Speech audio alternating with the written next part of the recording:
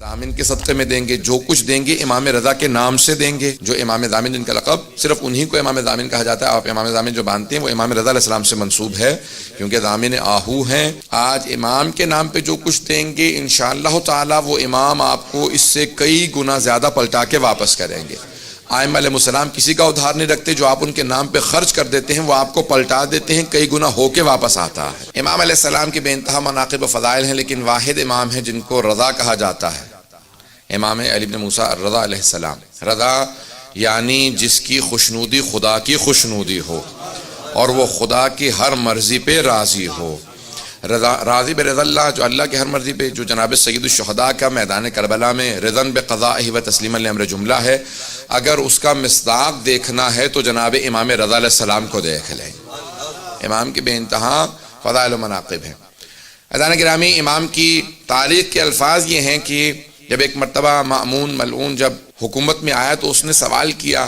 جب مأمون حکومت میں آیا تو اس نے آنے کے بعد فوراً سوال کیا کہ کس کس سے میری حکومت کو خطرہ ہو سکتا ہے. فاضل ابن ربیع سے پوچھا تو اس نے کہا کہ 3 لوگوں سے تیری حکومت کو خطرہ ہو سکتا ہے. تو اس نے کہا میرے ذہن میں 2 تھے. تیرے ذہن میں کون کون ہے؟ کہا تیرا بھائی امین، کہا وہ تو بہت بے وقوف ہے، اسے میں راستے سے ہٹا دوں گا، قتل کروا دوں گا اس کو. دیکھیں، جو حکومت میں آتا ہے اور خدا کی خاطر حکومت نہ کرتا ہو وہ اپنوں کا بھی مخلص نہیں ہوتا. تو کہا اور؟ کہا کہ اس کا جو وزیر ہے کہ اس کو بھی میں راستے سے ہٹا دوں گا. کہا تیرے ذہن میں تیسرا کون ہے؟ کہا علی بن موسیٰ الرضا علیہ السلام. کہا یہ کون ہے؟ ان کا میں نے نام پہلے نہیں سنا ہے. عزیزان گرامی، ائمہ کی ایک مظلومیت یہ ہے کہ ان کے زمانے میں افراد تھے اور انہیں نہیں جانتے تھے.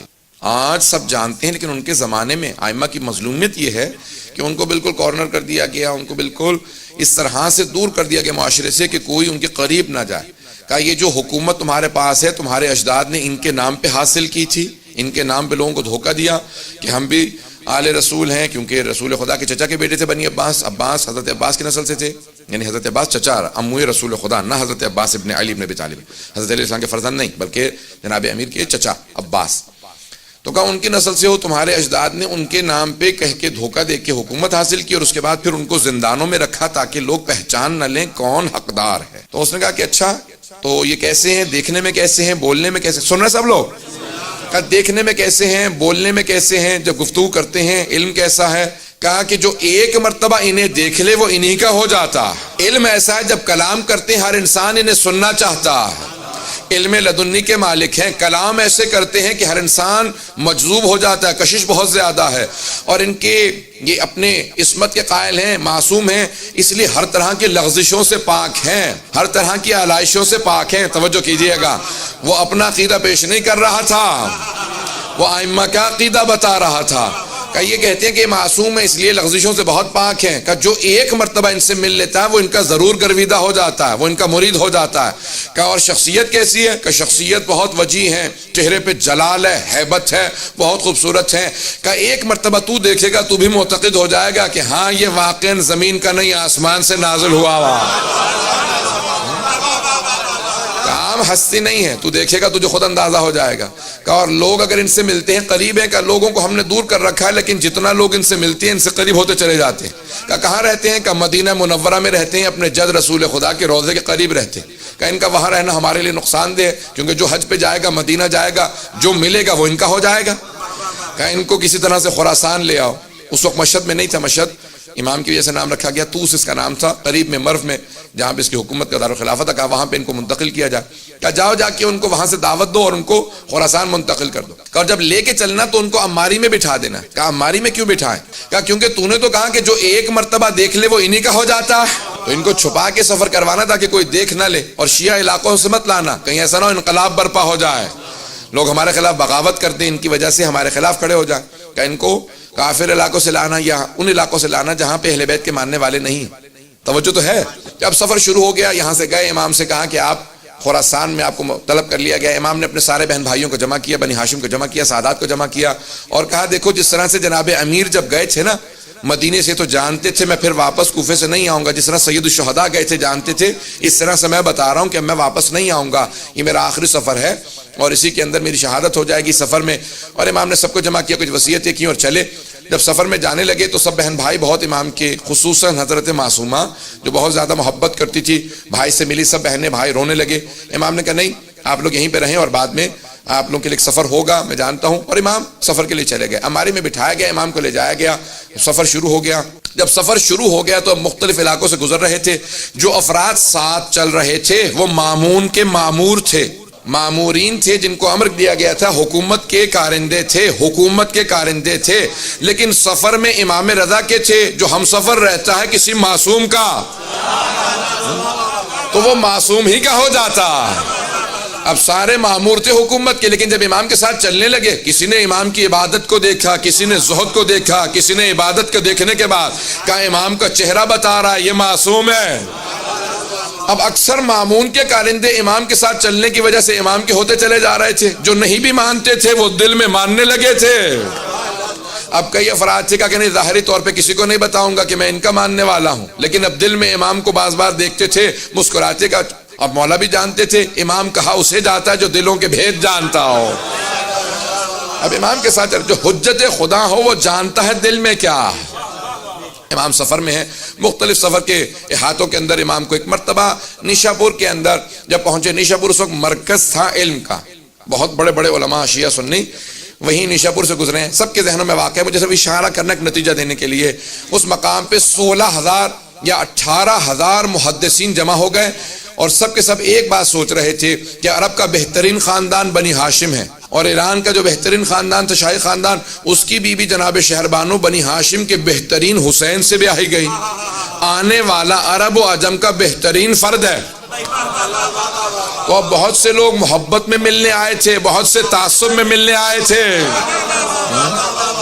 بہت سے نیشنلزم کی وجہ سے مل رہے تھے، اگر توجہ ہو کہ بھی خون بہترین خون ہے، بہت سے عقیدت کی وجہ سے ہر آدمی آ رہا تھا، کوئی شیعہ تھا جو نہیں بھی تھا، کہ یہ فرزند رسول ہیں، ان سے ایک حدیث سننا چاہیں گے۔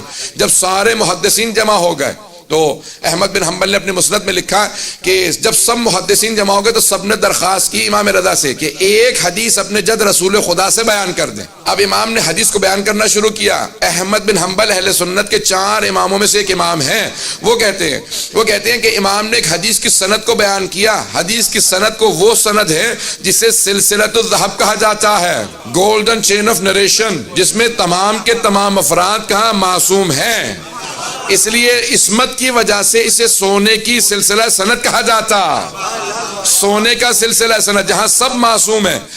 امام احمد بن حنبل کہتے ہیں، اہل سنت کے امام، وہ کہتے ہیں کہ اس حدیث کے الفاظ کو نہیں، صرف اس کی سند کو اگر دیوانے پہ پڑھ دو گے تو اسے افاقہ ہو جائے گا۔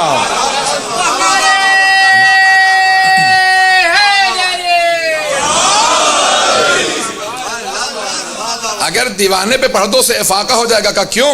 کہ اگر بیمار پہ پڑھو کہ شفا مل جائے گی، کہ کسی بھی مرض کے اندر کوئی مبتلا ہو، کسی بلا میں مبتلا ہو، سند کو پڑھ لے گا۔ واحد حدیث ہے جس کے سلسلہ سند میں سب کے سب معصوم ہیں۔